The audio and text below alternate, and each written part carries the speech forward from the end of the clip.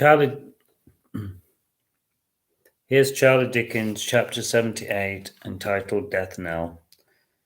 Charlie had realized that he'd stayed at Bob's. Oh, sugar. Charlie had realized that he'd stayed at Bob's too long, and he looked outside of the darkening sky, and he made his excuses to leave. He was sure that the golfers would have gone home for dinner by now, and he waved goodbye to Bob, and he nervously made his way around the deserted golf course. Charlie couldn't wait to see Tinker and to tell him that Bob wasn't dangerous at all.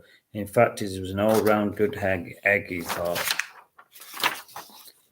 Charlie's spirits were high as he walked through the woods, and he breathed in the ferny scent, and he listened to the calming music of nature. The taps on wood and the rustles of the trees and the cries of the birds ignited his senses.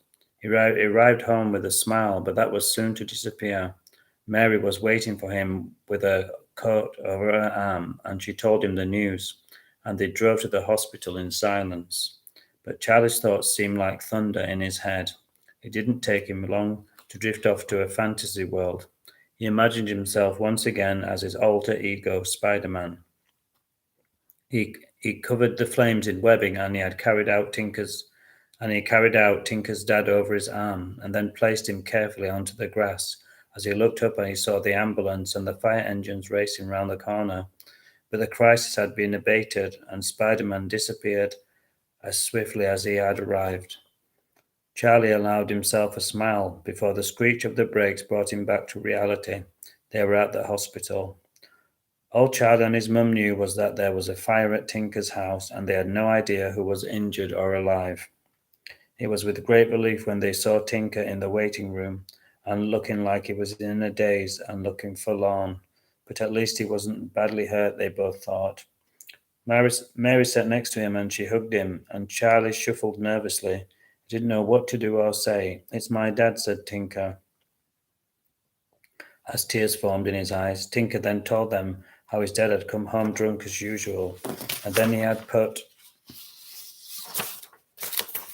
something in the oven and fell asleep. The oven was on so long that it had exploded like a grenade and showered the carpet with sparks. His dad had slept through it all, unfortunately, as he finished speaking, a nurse came over smiling, but she had a worried expression on her face.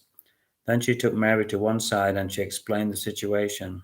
Charlie didn't know what to say to Tinker, so he told him all about how he had escaped the golfers by hiding in Bob's caravan, and he told him that Bob wasn't